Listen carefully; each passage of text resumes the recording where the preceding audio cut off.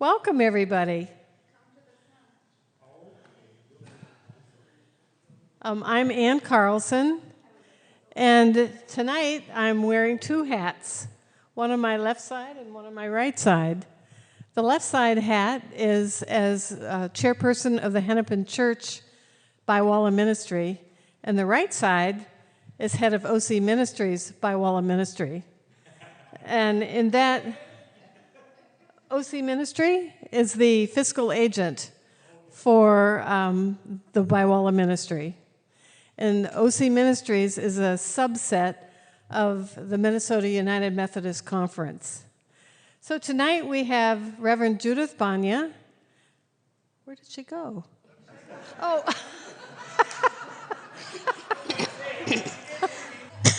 I'm sorry. And she is going to talk mostly about the school, the Richard Ormsby School, and she might even tell you how it got that name. So, Judith.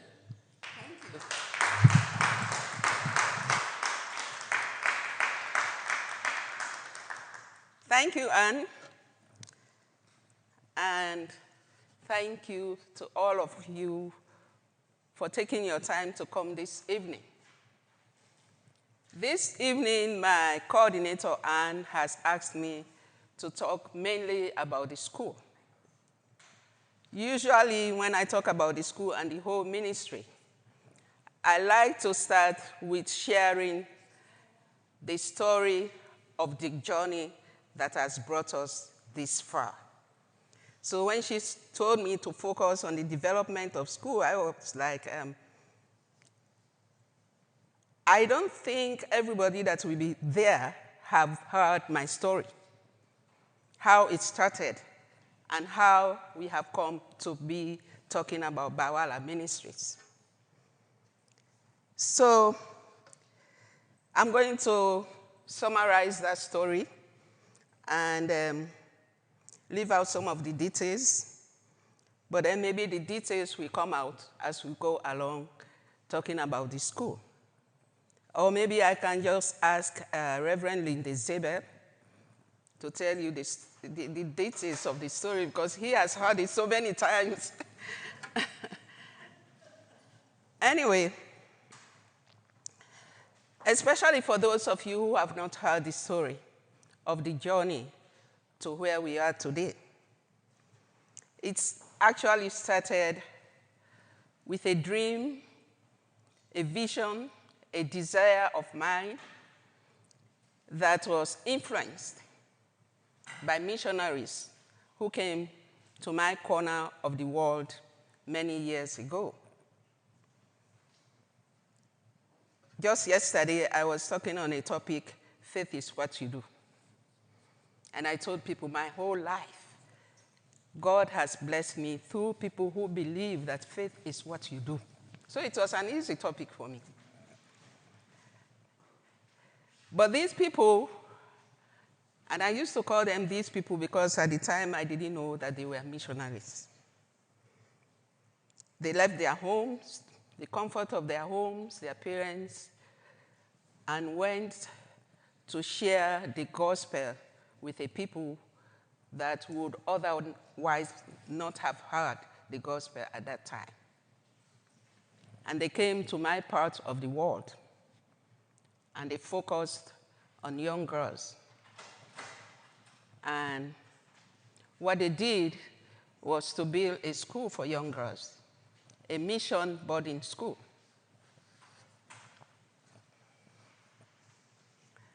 In that school, they made education possible for us. They fed us. They led us to Jesus Christ. They healed us when we were sick. Two of my sisters put arrangements together for me to go there.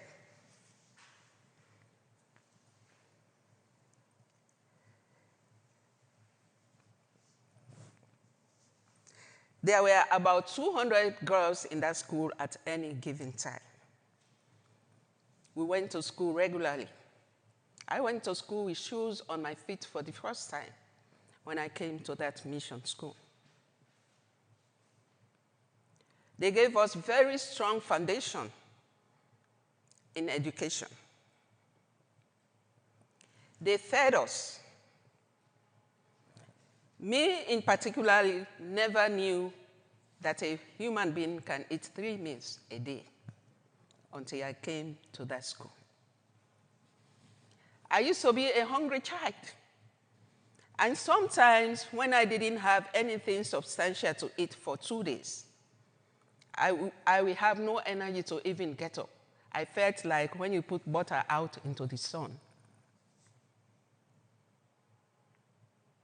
I was always among the last 5 in my class. So when I came to this school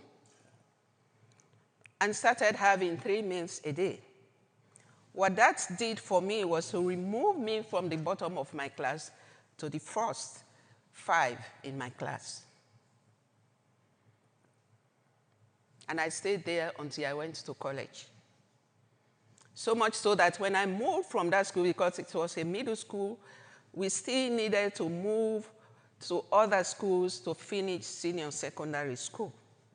So I went to the Methodist Girls High School in Freetown, and in class I thought everything was so easy for me because what we were doing, we had done 2 or 3 years ago. We were using the same curriculum as children in England or America. They gave us education. They could have sent Bibles or used clothing, and we would have been happy to receive them.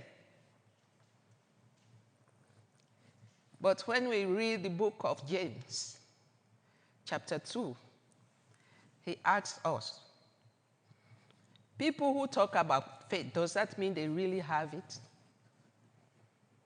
And he also says, when you hear the word and don't act on it, you are like somebody who would look in a mirror, walks away, and forget how he or she even looks like. So James says, act on what you hear. And I believe now that that's what this group of people were doing. They went to where the work was most difficult.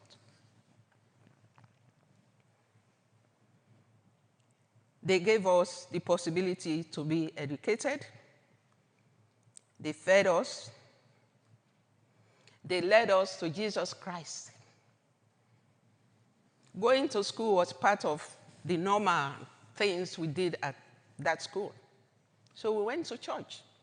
We heard for the first time about the Christian God. We went to Sunday school. We learned the songs from the hymn books. None of us in that school was from a Christian background. None of us. Either Muslim or traditional, we didn't know about Christianity. But they gave us the option. They didn't force us into doing anything. In fact, that is why all of this was happening to me. I was 13 or 14 years old. This was just so huge for me, this transformation, all these wonderful things that were happening. It made me, when I lay down in my bed, to begin to wonder, who are these people? Why have they left England and America? And we have not been there, but we hear they are beautiful, rich countries. Why would they leave to come to this rainforest area and be so committed to raising us? And as I wondered, I now had my own bed. It used to be 3 of us would sleep in a bed. If one of us is a bed wetter, well, too bad. But I had my own small bed, clean sheets, clean dormitory, clean environment, and so I had time to think and wonder, what all these wonderful things that were happening to me was about. And as time went on, I started to figure out and to become aware. And I started to answer my own questions. And I said, okay, I think it's because of that God they tell us about in church and Sunday school.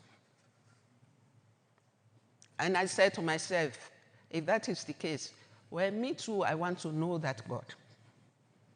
And I want to serve that God too. That's where this ministry started. That dream, the desire to make all these wonderful things that were happening to me possible to other people. I said a prayer one night. I said, God, please help me so that one day I will make education possible for other children. I will feed them. I will feed hungry children. I will lead them to Jesus Christ, and I will heal them when they are sick. And that became such a deep desire of mine. When my journey led me to America because of the Rebel War,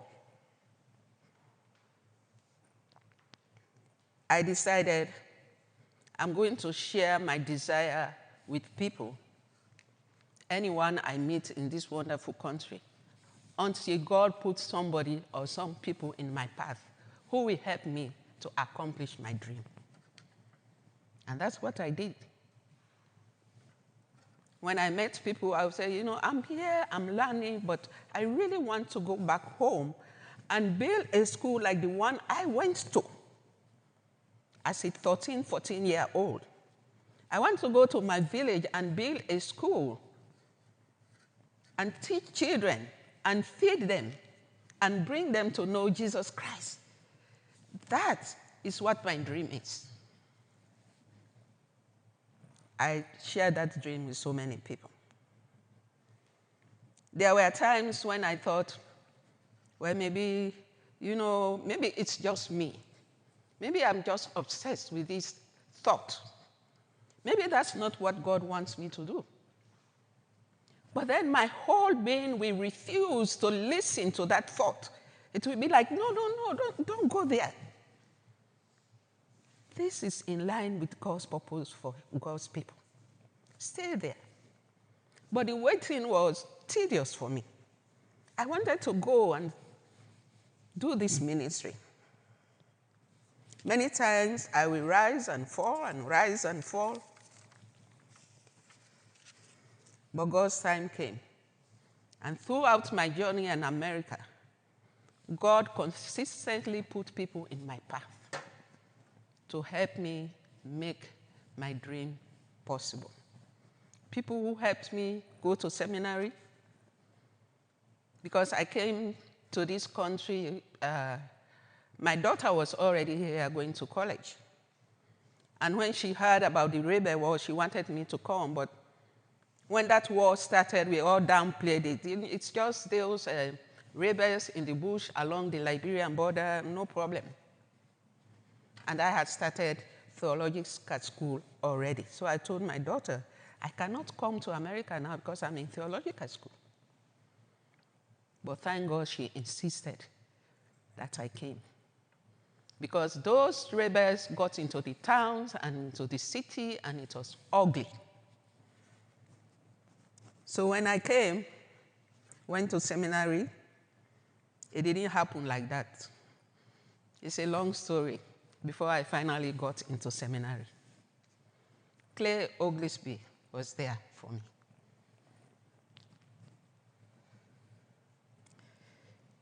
Finished seminary. I was in seminary when I met Rick Ormsby, and I met him before I saw him with my own eyes. And he and his wife started to support me before I met them. Because they had gone to Sierra Leone on a mission trip. The very year that I left, stopped working at the UMC office, was the year they came. So I didn't meet them. But when he heard from my pastor at that time that here was a Sierra Leonean wanting to go to seminary, he thought, if I can't go to Sierra Leone now because of the Rebel Hall, if I help somebody like this, I'm still helping Sierra Leone. So he started to contribute towards my tuition before I met him. Many wonderful people can beg. Rick Ormsby, a lot of people God put in my path to make my journey possible. So, after many years, God's time came, and I was able to return to my home country. I got to Baiwalla at about 1 a.m., and the very next morning, I had worship service in my mother's living room, and that's how we started this church. And the first activity of this ministry was feeding. I remember I was in that same place when I was so hungry, and there are children there now who are hungry. So whatever money I had in my hand, I started feeding children in the nursery school. You know, my things got to Freetown. I didn't have money to clear them from the port. I called Rick. He sent money for me to clear my things. I had some change in my hand. I went to Baiwalla and started doing school feeding with that money. When I look back at that, I said, that was risky. I could have run out of that money. There was no other guarantee. Nobody promised to send money for me when I was in Sierra Leone. But before that happened, my late former bishop came here and spoke with OC Ministry, and Rick was there, and they decided to support me. So, after a few years, we started to build the school. Linde Zeber was very big in building the school. We had a manufacturer also, Mark Belton, that helped us, but through Linde, who introduced us to him. So we built this school as funds became available. And now sometimes when I look at the school, I think, did this school just fall from the sky, from heaven? How did it? Yeah. It's so big and so well structured and everything. So it's such a wonderful thing.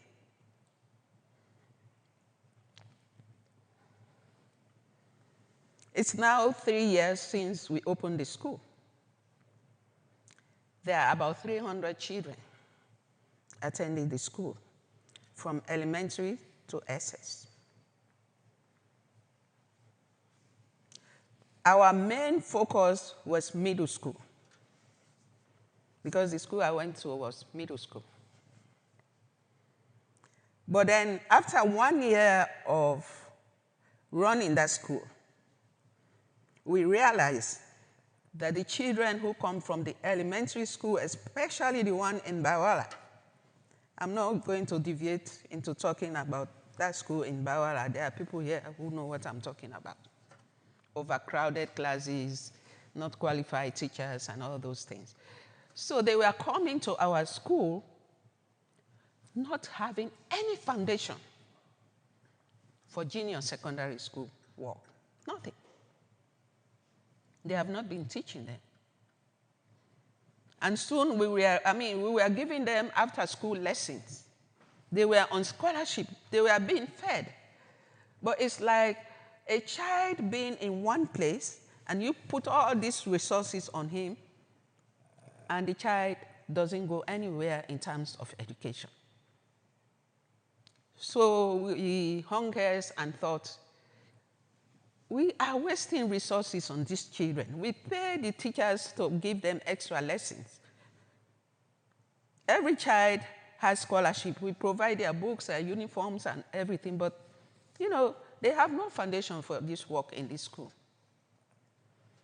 And then we had a couple of discussions about that, and we decided, why don't we bring the senior primary school class into our school, focus on them for 1 or 2 years, and see if we can better prepare them for middle school. But I didn't have permission to do that on my own, so I went to the Ministry of Education and told them what we had planned to do. And they said, no, you cannot do that. Primary school is divided into 2 portions. You have the lower primary and the upper primary. So if you are going to take any class in the upper primary category, you have to take the whole upper primary with you. That means class 4, 5, and 6. And we took that bite and brought class 4, 5, and 6 into our school to see if we can better prepare them for junior secondary school. We soon realized it was not a good idea. There's so much disruption when they are around. They need their own place. But we managed to have them in our school for the whole year. And we are still thinking about having some place else for them. But the school has become an icon. People come and see the school, they say, we haven't seen this kind of school in the whole of Kailaon district and Kenamas district and Bo district. Maybe there are schools like this in the city, but they have to be private schools where parents have to pay a lot of money for their children to attend. And we were very intentional about employing teachers. We know that some schools, they employ children who have finished school, are not able to go to college or into anything, and they say, come and teach in our school. We didn't do that. We want people who have degrees or higher teachers' certificates for teaching. And we were able to get those and pay them well from the support that we get from you all. Our challenge has now been, when we draw the line and say, we don't want our classes to be overloaded, we want just 30 people. And everybody wants his or her child to come to this school. When we cut off that line, those children who are left out, they start to cry together with their parents. They are throwing themselves on the floor. The school is the school that parents want their children to go to right now. And it's a big relief to the Baiwalla community and other towns around the Baiwalla. Because now they don't have to think about sending their children to stay with friends or relatives in bigger towns so that they can continue going to school. They have even a better school in their community now. And those who have already sent their children away are bringing them back. I know, for example, the wife of the police chief in Baiwalla. She had brought all her children from Daru to our school.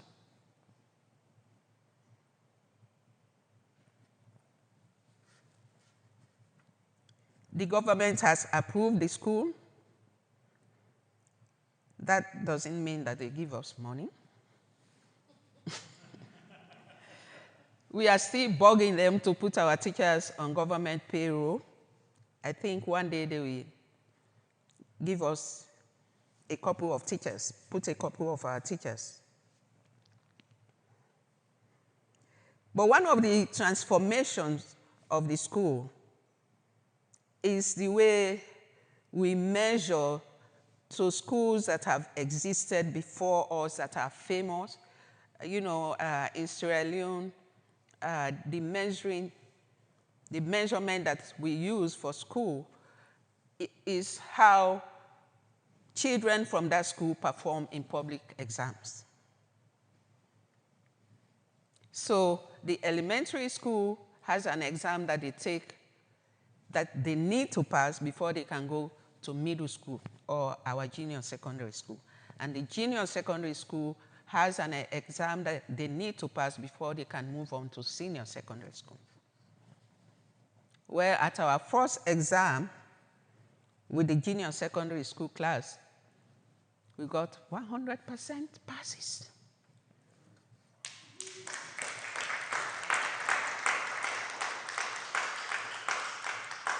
And that really attracted attention to us because people were like, you just started. How did you do that? Some schools have to go on for many years and really work hard and get adjusted before they can have this kind of result. And how come the government has already recognized you and approved you below 3 years? Usually it takes 3 years before the government can even recognize that, okay, you have a school over there that you built on your own. So there is evidence in the performance of our children that our school is measuring up. There's a boy that has been living with me, Thomas.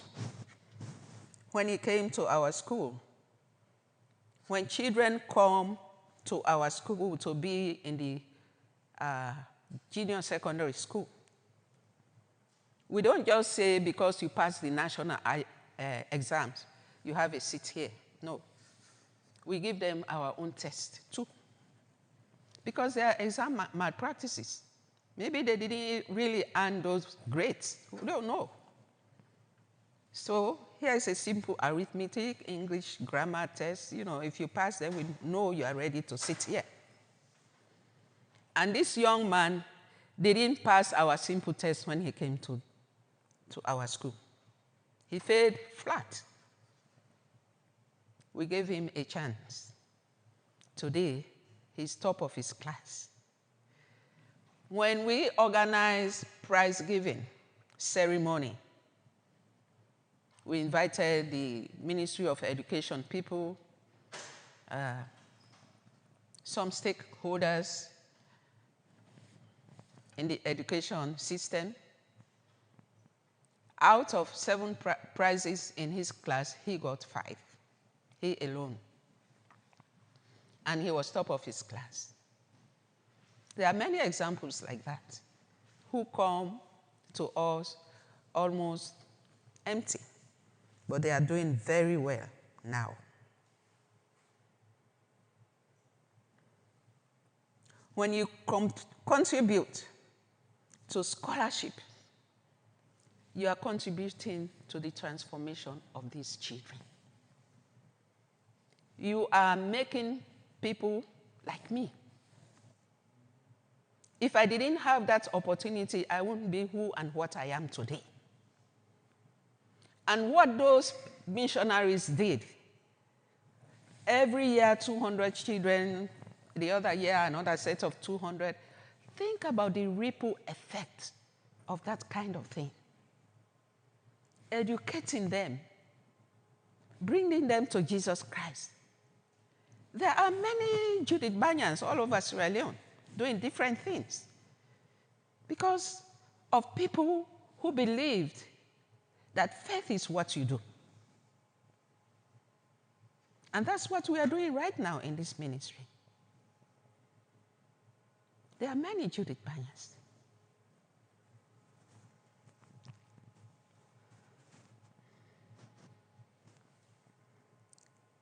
When you contribute to the sponsorship program, you are doing what those missionaries did with us to get education. You know, some people think it's small amount, but when that money gets over there, it becomes big. Those of you who are contributing, thank you. We were checking this afternoon, Anne and myself, how many we have covered, and we are about halfway there. The number of children we want sponsorship for, we have covered about half. And we are hoping and praying that more people will get on board so that every child in that school has scholarship. Scholarship that provides for his or her uniform, her books, everything that a child needs to go to school, shoes, backpacks. Thank you very much for this sponsorship program. At this point, I would like to thank our coordinator, Ann Carlson, and her husband.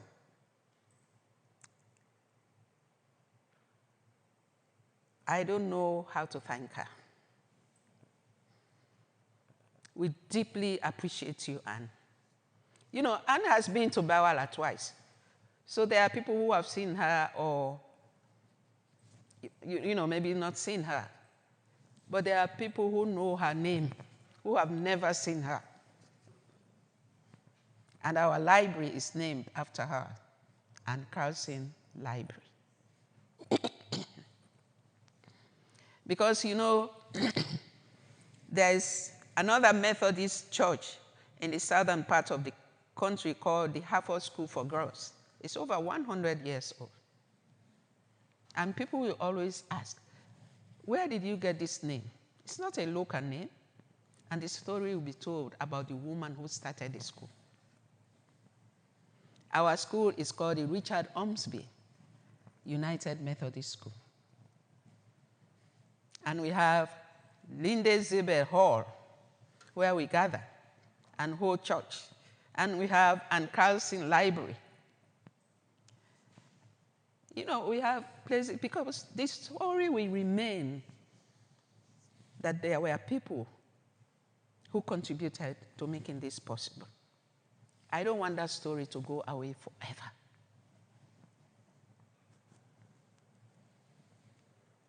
And I'm hoping and praying that we'll be able to raise enough funds for every child in this school. School feeding.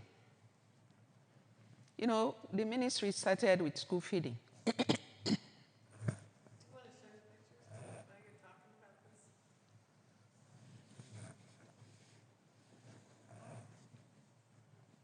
Okay, in the background, you see women preparing cassava to cook for the children. We chop the cassava and cook it with dried fish, onions and peppers, and tomato paste to give it the color.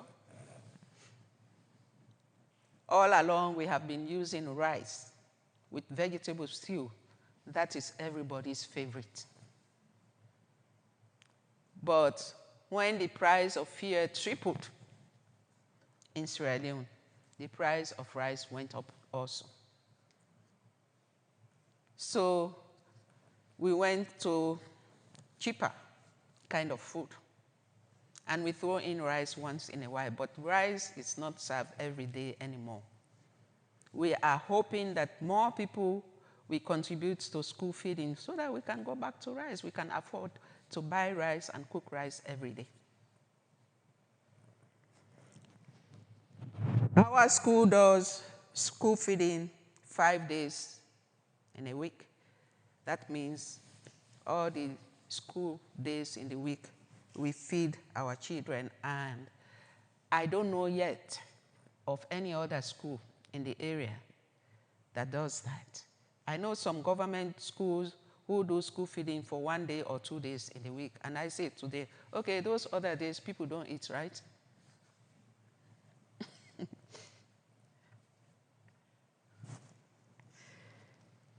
If you talk to some children in the school and ask them, what's your favorite part of being in this school? If not 100%, maybe 80 or 90% will say, it's because we eat when we come here.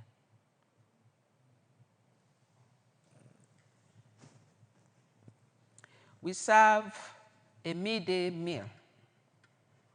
And this is really something we sat and brainstormed about. Lunch to be served at lunchtime, but we said no. We know there are children who walk from Bomaru, which is 2.5 miles away, from Sienga, which is 2 miles away, from Dodo, which is 3 miles away, to come to school every day. There's no way they are going to have breakfast. So we cannot wait until lunchtime before we serve the meal. The meal is served at 9:30 in the morning. Because of these children. One morning at devotion, a girl just dropped on the hard cement. She just collapsed. When we got to find out later on, the previous day, the only meal she had had was that one that we served at school. And she goes up the hill to Sakiema after school and come down in the morning. And that was the only meal. So she hadn't eaten from 9:30, 10 o'clock that day until the next morning. So she fainted.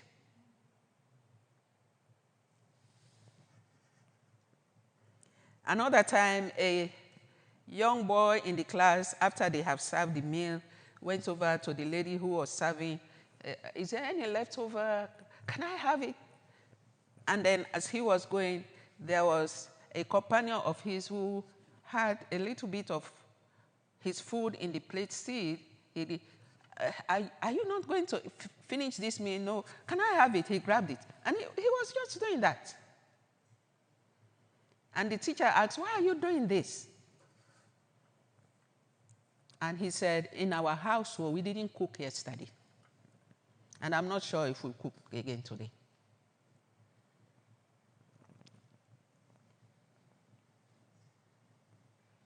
You can imagine the excitement of the parents themselves who don't have to worry about having to look for lunch for their children.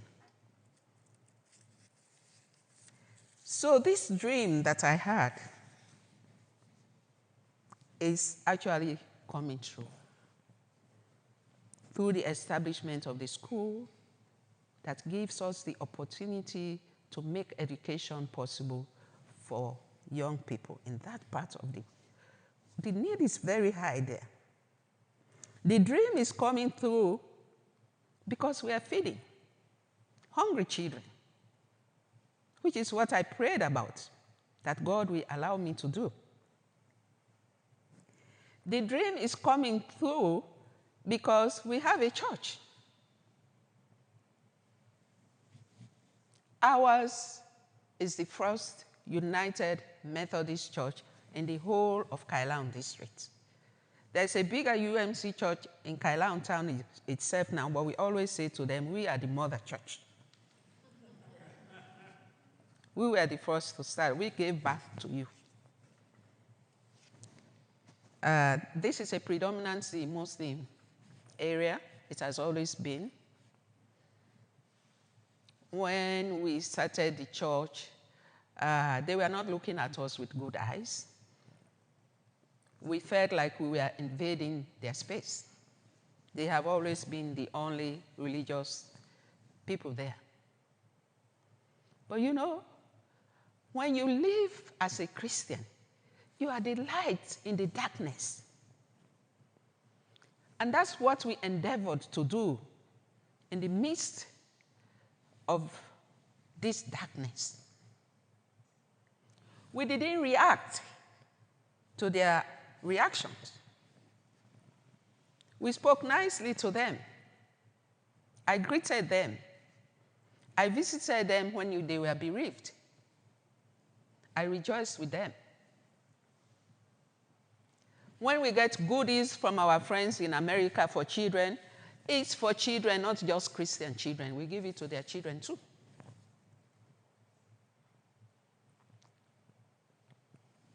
And then their eyes started to open and see who we are.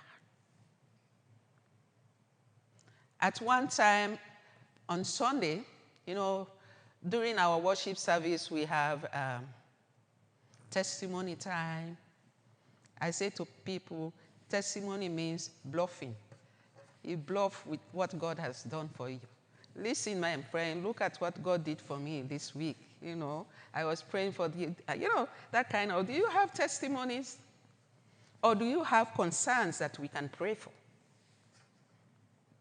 And there was this young boy right at the back of the church. I've never seen him. It was his first time.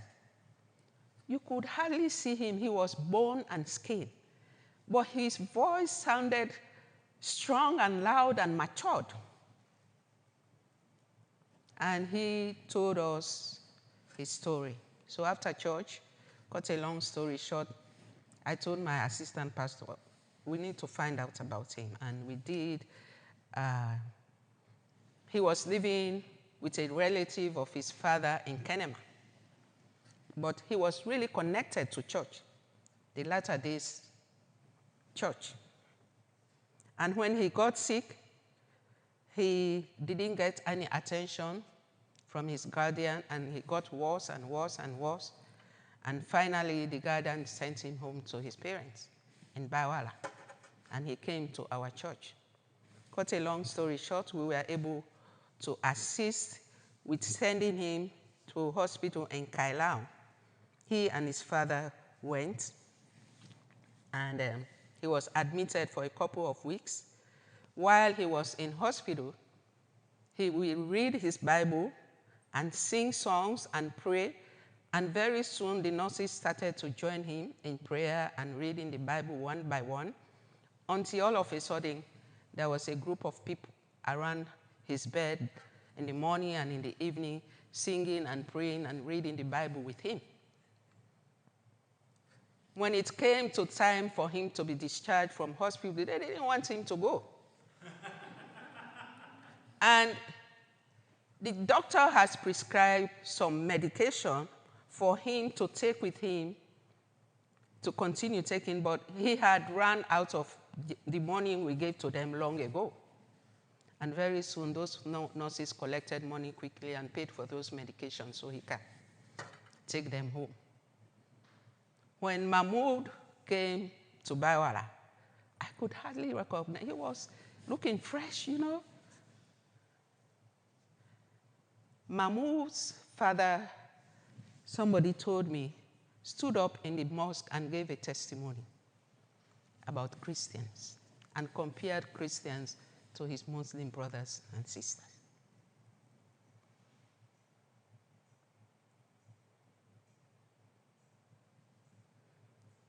And they see us, when members of the church die, how we rally around to help the family and all those things. They really admire us. And so there's no more tightness between us and them.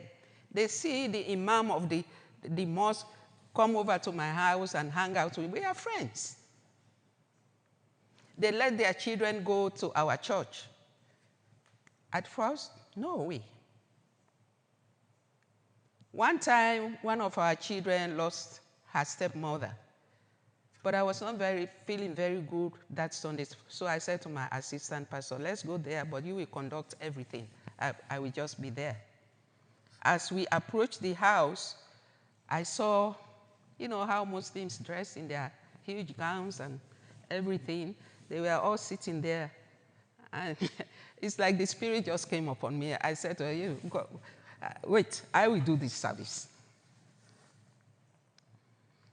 And so we sang a song and we prayed, and we gave something to assist with the burial expenses. But as we were praying, I will open my eyes a little bit, and they were all like looking at me. And each time we do that in a house, that will be the talk of town for a couple of days. Those Christians, when they pray, you really know they are praying to God Almighty.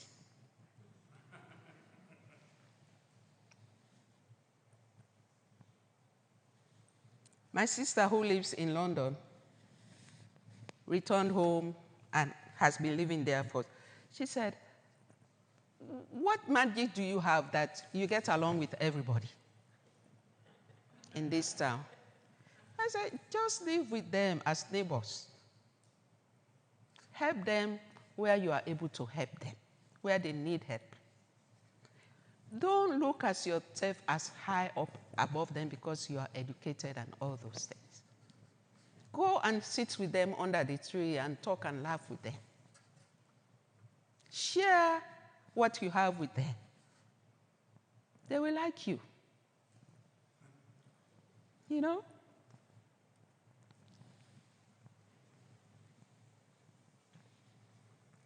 So the ministry as a whole is thriving.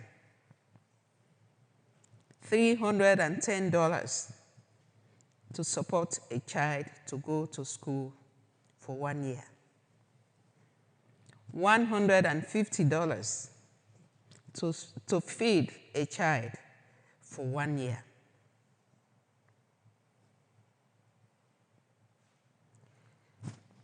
Those missionaries long ago, I still think about them one by one.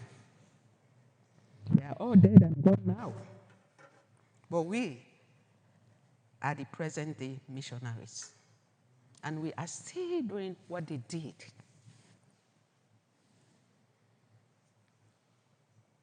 Someone said, don't come into the world and live as if nothing happened. Don't come into the world and live as if nothing happened. Leave the world a little better than you met it. It's so fulfilling. And this is what God is sending us to do, to serve Him by serving other people.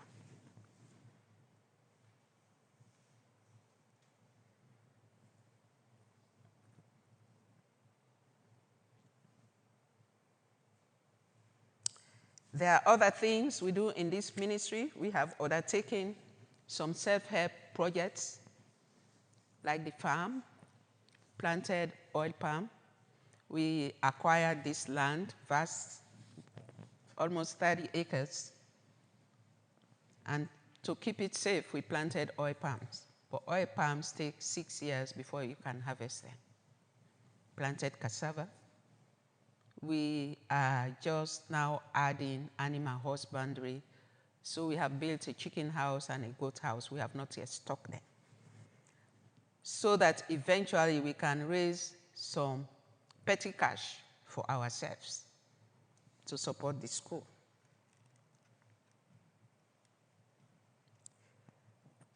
I want to thank you all again for coming this evening. And before I close, I want to ask if any one of you have questions.